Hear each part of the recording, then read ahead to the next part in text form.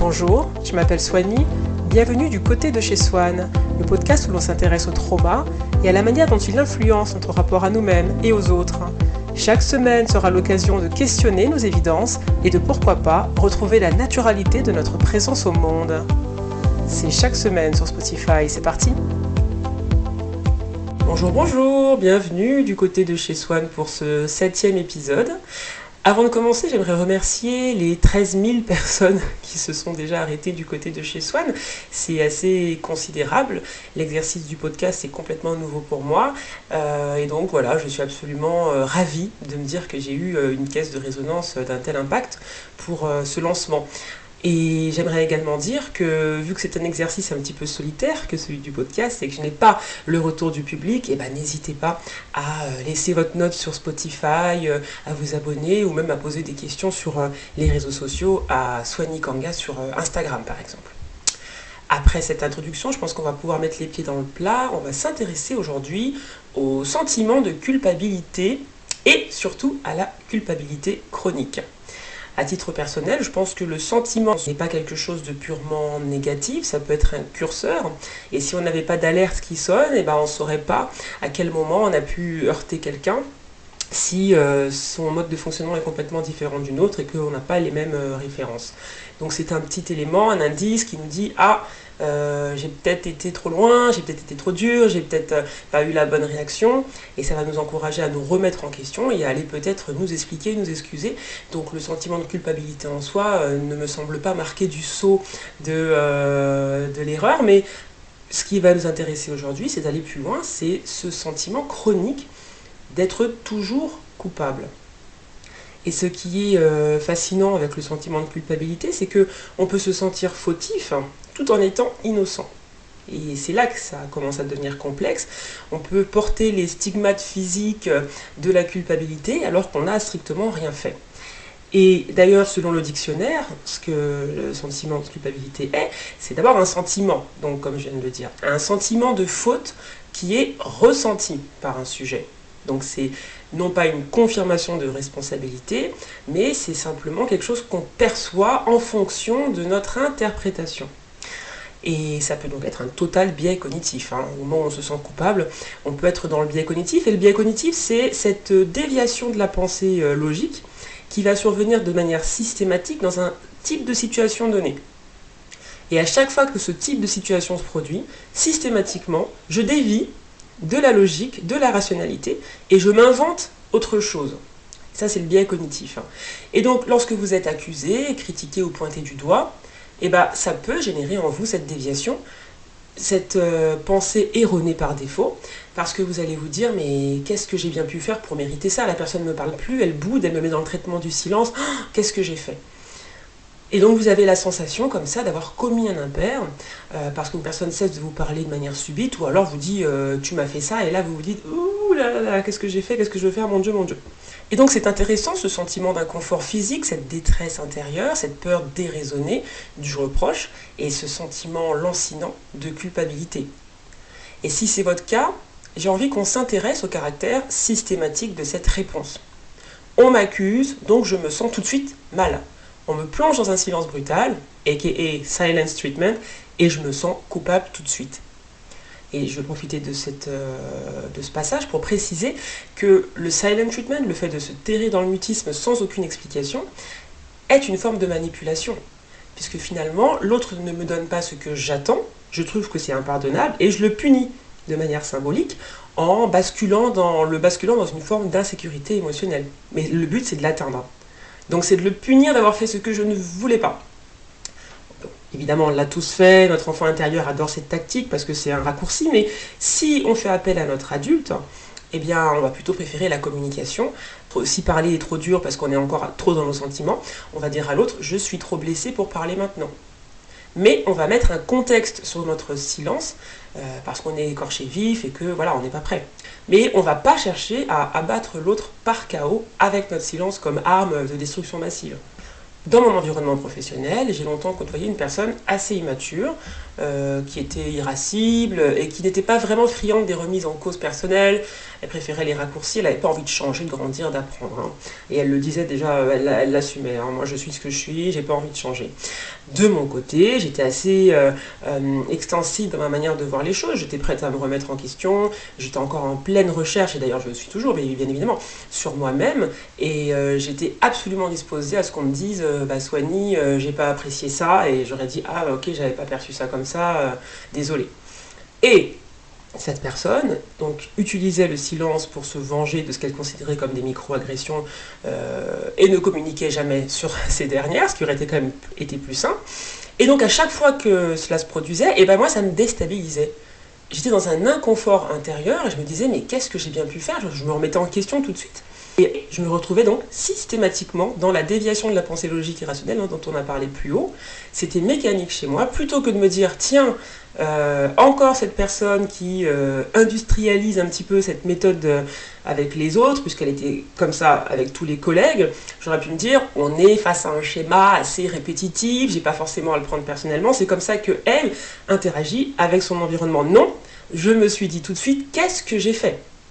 Moi, à aucun moment j'ai utilisé ma pensée rationnelle qui m'aurait dit on est face à un schéma qui se répète, attention on prend du recul, la personne opère de cette manière alors qu'elle pourrait venir me parler et me dire ce que j'ai fait. Je ne me suis pas dit ça.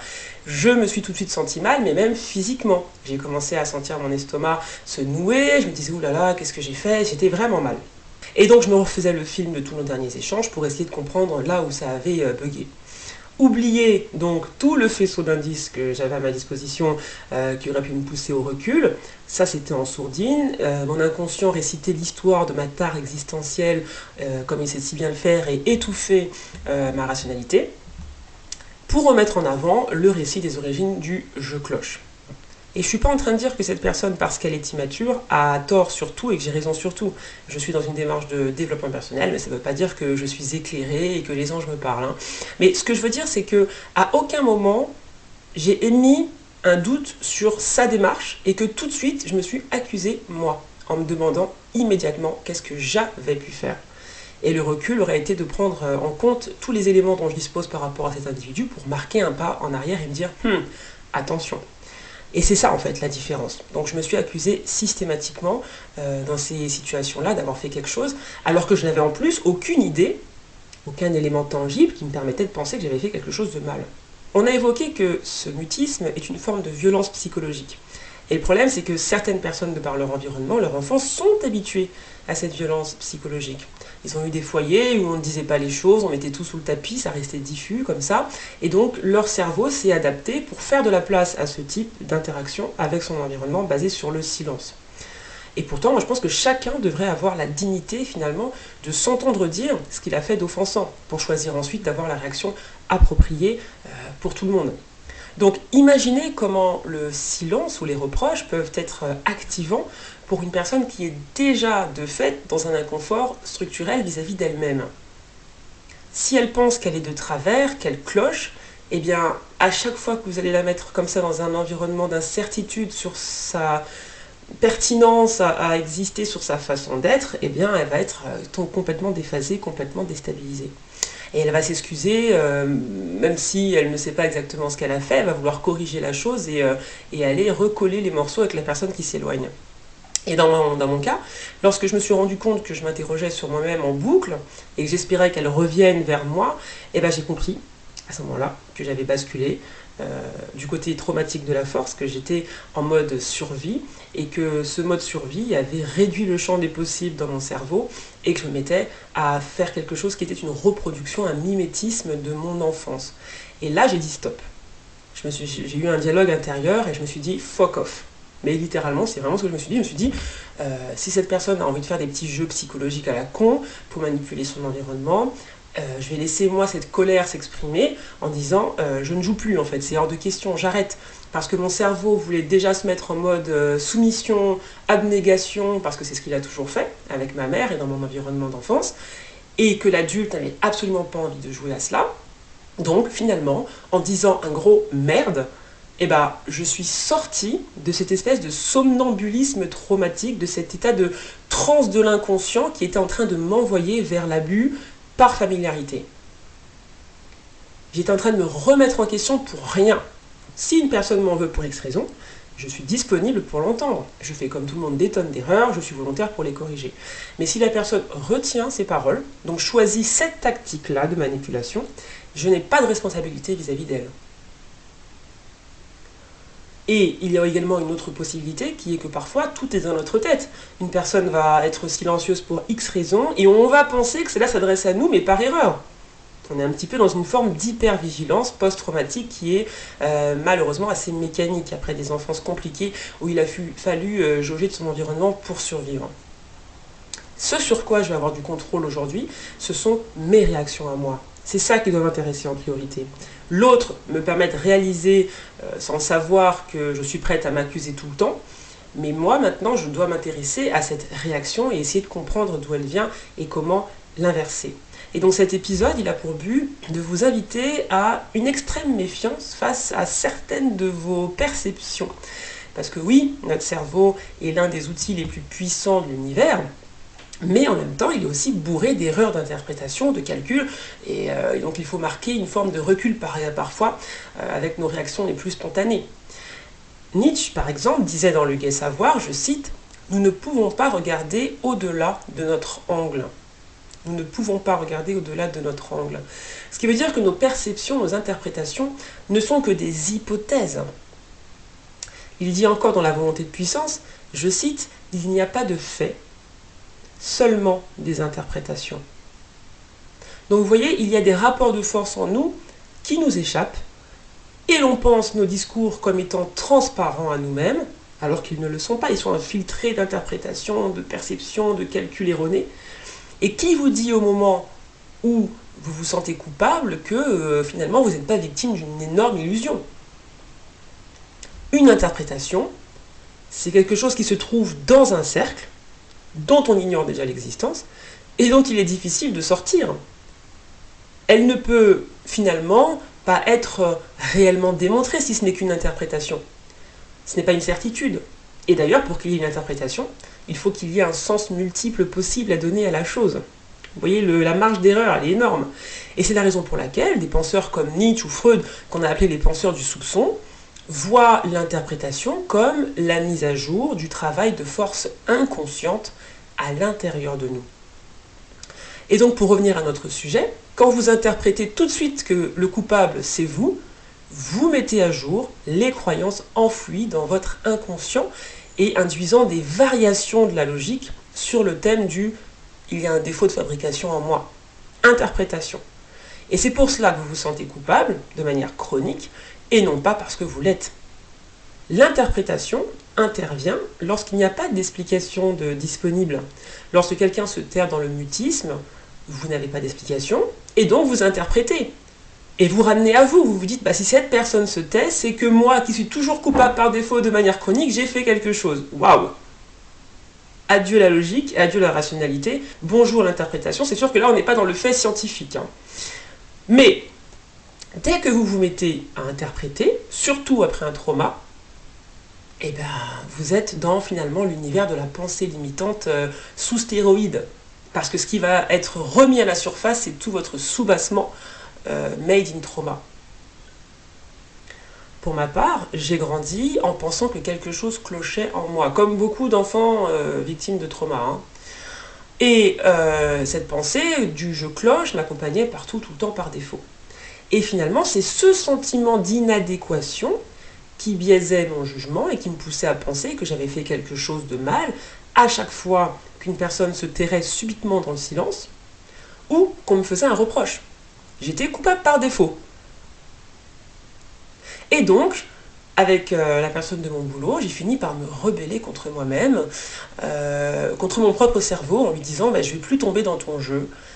Et X, Y, Z peuvent littéralement aller se faire voir. Il y a eu une forme de colère. Et je sais qu'on a beaucoup parlé de respiration, de Wim Hof, et que j'ai fait l'apologie de la relaxation. Mais vu que l'univers et que la vie est finalement complexe et protéiforme, je pense qu'il y a aussi un moment pour une espèce de colère juste qui doit s'exprimer en nous et qu'il y a un temps pour exprimer une forme de révolte intérieure. Et je me suis donc révoltée.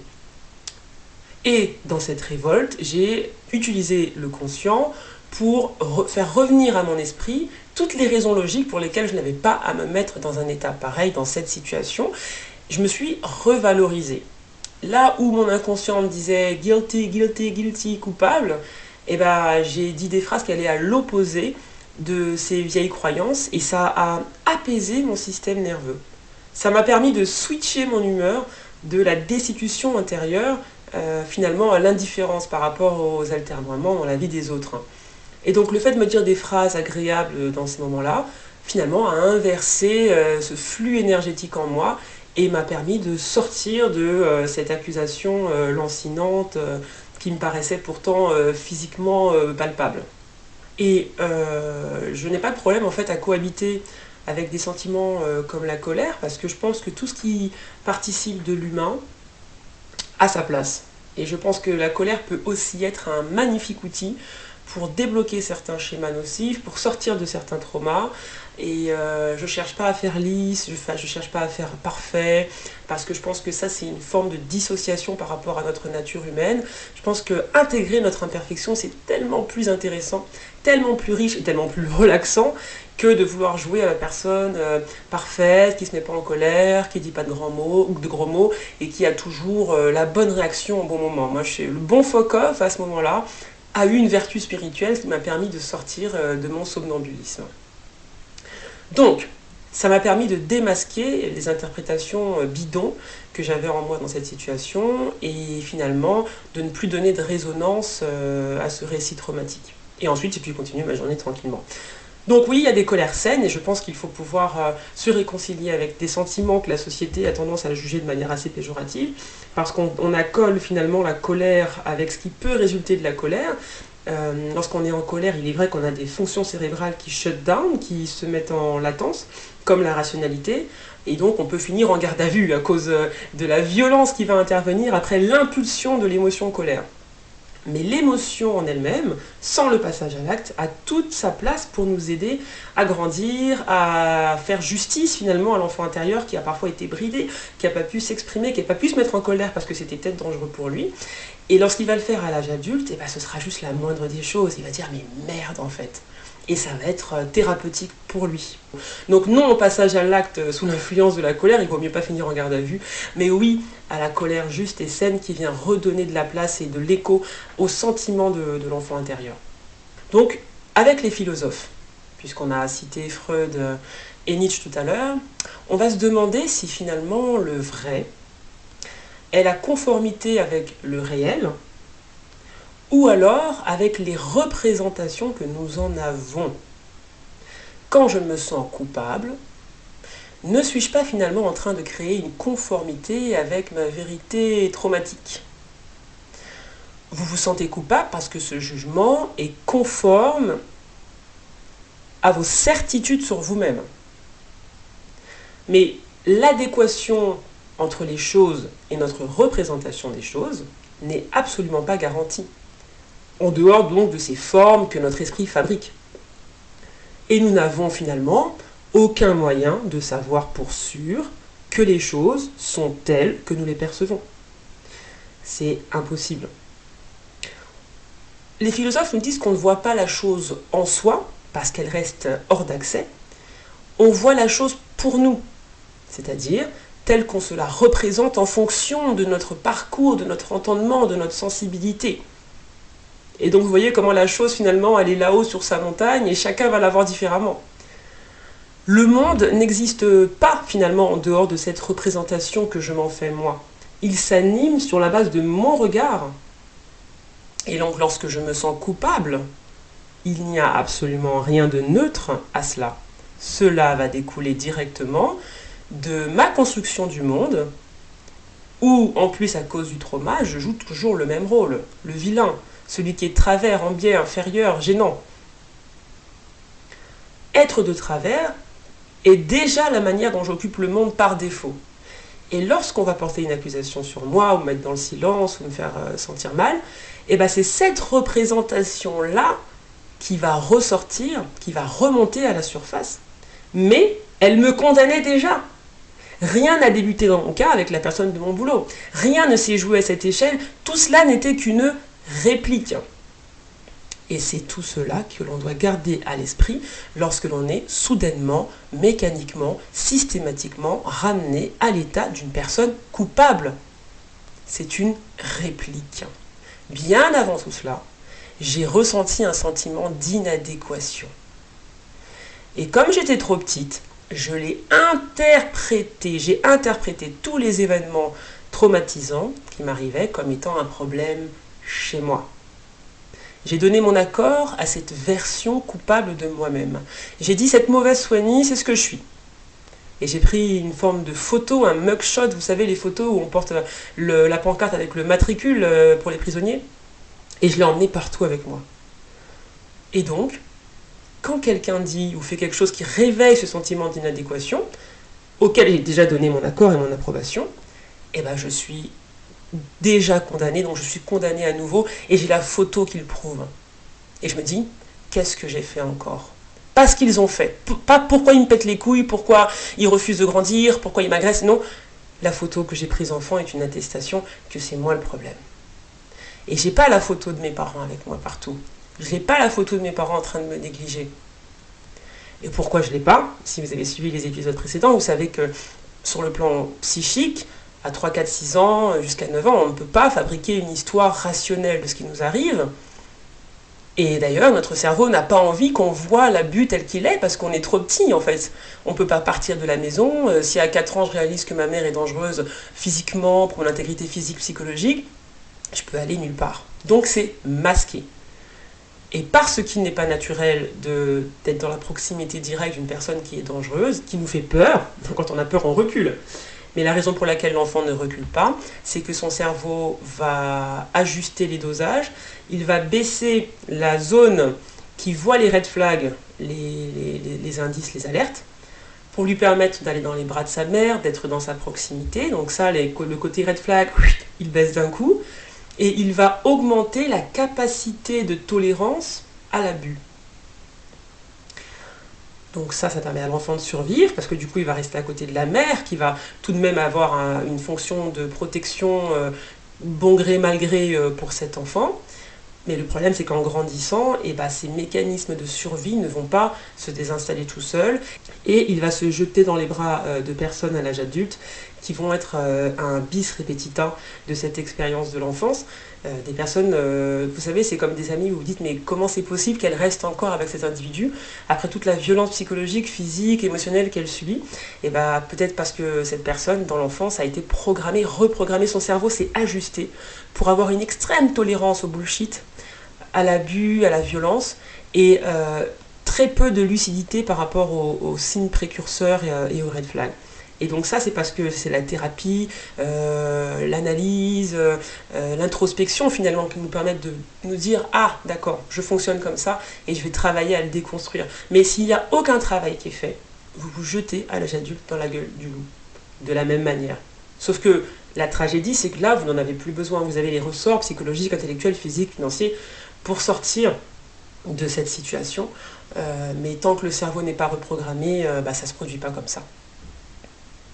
Et donc dans mon cas, ma mère avait une psychopathologie grave qui la rendait dangereuse pour moi, et mon cerveau a tout remasterisé pour que je ne la vois pas comme abusive et que je porte le blâme moi, parce que là, c'était un moindre mal si je portais le blâme sur moi, dans un motif de survie. Sauf que j'ai continué à le porter. Donc non seulement j'aurais jamais dû le porter de base, parce que je n'étais pas responsable de la maladie psychiatrique de ma mère, mais en plus, je me suis accusée d'un blâme que je n'avais pas à porter. Donc je me suis auto-gaslightée. Et quand on m'ignore, quand on m'accuse, quand on me condamne, tadadadam, je ressors la preuve irréfutable que je suis à blâmer, puisque de toute manière, c'est la photo que j'ai prise lorsque j'étais enfant. Et même si personne ne m'accuse, et même si personne ne me reproche quoi que ce soit, je peux me faire des montagnes de choses complètement dérisoires, et attendre finalement qu'on me dise « Ah ben non, mais t'inquiète pas, il n'y avait absolument rien », pour ressentir physiquement le soulagement. C'est bon, j'ai rien fait, ok. Donc vous avez vu, c'est un qui-vive qui sent l'enfance, une fois de plus. Et tant que vous portez sur vous ce mugshot, vous allez raisonner avec toutes les situations qui vont pouvoir potentiellement vous mettre en accusation. Parce que finalement, dans cette photo qui est prise dans l'enfance, il y a l'enfant intérieur qui s'est convaincu qu'il avait quelque chose à voir avec ce qu'il a subi quand même. Il est encore un peu convaincu que c'était de sa faute. Et tant que tout cela n'a pas été désarticulé dans un cadre thérapeutique ou quelque chose qui puisse se référer à ça, et ben, il va rester un petit peu convaincu au fond. Et c'est cette conviction extrêmement profonde dans son être qui résonne dans ses accusations factices ou avérées. Et vous allez me dire, bon ok c'est bien beau tout ça, mais on fait comment pour sortir de ce merdier ? Ce que je peux vous proposer moi, c'est d'apprendre à refaire connaissance avec soi-même.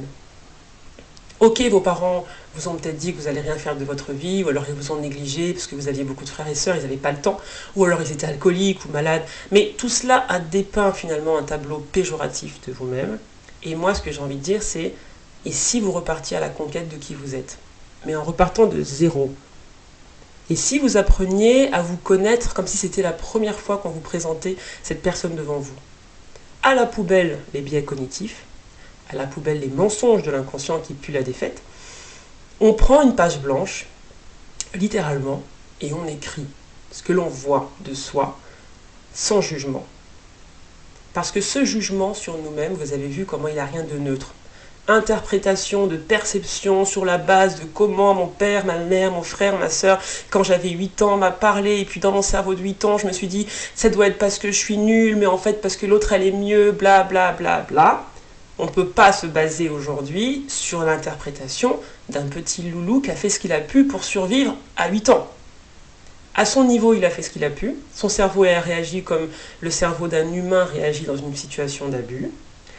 L'adulte est là et il va se brancher à la suite de l'histoire pour finalement lui redonner de la lucidité, de la rationalité, de la distance et sortir des biais cognitifs. Donc on va créer une zone zéro jugement sur ce papier. Et qu'est-ce que je marque ? Je vais marquer tout ce que je vois sur moi. Ça donne quoi ? Je peux marquer, par exemple, je remarque que je suis mal à l'aise dans un environnement chaotique et bruyant. Je suis vite surmenée. Et je ne vais pas mettre le jugement de « oh là là, t'es une victime, t'es une chochotte, blablabla ». Je vais mettre « je suis hypersensible au bruit et à la foule, par exemple ». Et donc le besoin, parce que l'idée de décrire, c'est de répondre aux besoins logiques qui vient ensuite, ça va être pour moi de favoriser les environnements qui vont garder un système nerveux chez moi apaisé. Je ne vais pas juger que j'ai raison ou tort d'être hypersensible au bruit, à la lumière, je vais me dire je le suis, ça c'est un fait. Maintenant, qu'est-ce que je peux faire pour répondre à cette particularité ? Me protéger en favorisant autant que possible des environnements calmes qui me permettent de me sentir en sécurité. Pareil, si je me sens hyper activée lorsqu'on crie dessus, lorsqu'on est en colère, parce qu'il y en a qui ne sont pas activés, il y en a qui adorent la réaction frontale des autres, ils aiment le fight, ils y vont, c'est comme ça qu'ils interagissent et c'est très bien pour eux parce que ça ne les dérange pas. Mais moi, qui suis sensible, lorsqu'on va me crier dessus, me parler fort, me bousculer, j'ai mon enfant intérieur qui va dire m'aider, m'aider, m'aider, et je ne vais pas me juger à ce moment-là d'avoir besoin qu'on me parle calmement, avec respect, je vais dire c'est moi. Et donc, je vais, tant bien que mal, m'entourer de personnes qui vont résonner avec cette façon que j'ai d'être au monde. Et il y en a qui ne savent même pas en fait que c'est possible d'ajuster son environnement avec sa sensibilité, parce que comme ils n'avaient pas la possibilité de le faire enfant, ils se disent qu'on n'a jamais la possibilité de le faire. Si on me crie dessus, je dois prendre sur moi. Si j'ai un environnement qui ne va pas du tout avec qui je suis, c'est moi le problème. Vous voyez ? Alors qu'en se disant qu'il n'y a pas de problème et que c'est juste une particularité, je vais m'autoriser la disruption de mon environnement en éloignant littéralement ce qui est activant pour moi, parce qu'aujourd'hui, en tant qu'adulte, j'ai le droit de le faire. Je ne vais plus me mettre un mugshot, je ne vais plus m'accuser d'être insensible, hypersensible, fragile, victime, tout ce que vous voulez, vicose même. Non, je vais me dire, je fonctionne de cette manière et c'est ok. Et donc, parce que je suis sensible, je ne vais plus m'entourer de personnes brutales, froides, indisponibles émotionnellement, qui vont me pousser à avoir de la honte vis-à-vis de ma façon d'être, en me disant « oh, t'es trop sensible, t'es trop ceci ». Si j'ai des gens qui me disent ça, j'ai le droit de me poser des questions.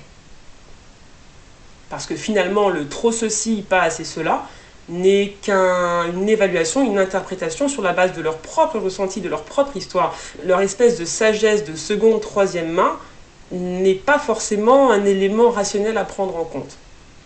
On est trop ou pas assez seulement en fonction d'un jugement et donc d'une personne avec ses propres erreurs de calcul. Mais sinon, nous, à la base, on existe, et c'est cette façon d'exister qu'on va honorer.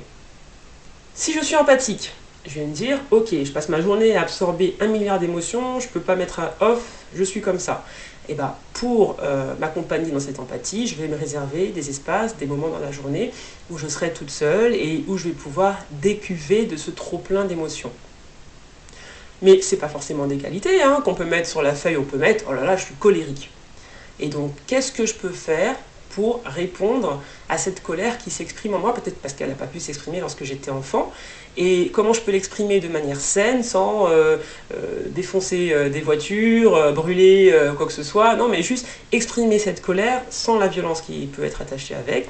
Et donc là, je vais choisir ce qui va pour moi, écrire dans un journal, pratiquer la respiration, faire du sport, sortir avec des amis, tout ce qui peut m'apaiser, finalement, va être noté sur ce papier, parce que moi, je sais que par rapport à ma colère, j'ai besoin de tel environnement pour pouvoir exprimer cette réalité de moi sans jugement.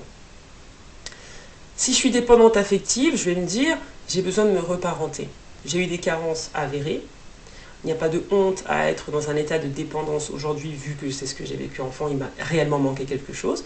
En revanche, je vais aujourd'hui noter tout ce qui peut calmer ces crises où je me sens seule, où j'ai besoin d'un amour inconditionnel et où je vais aller dans la relation en pensant que ça va y répondre alors que pas du tout.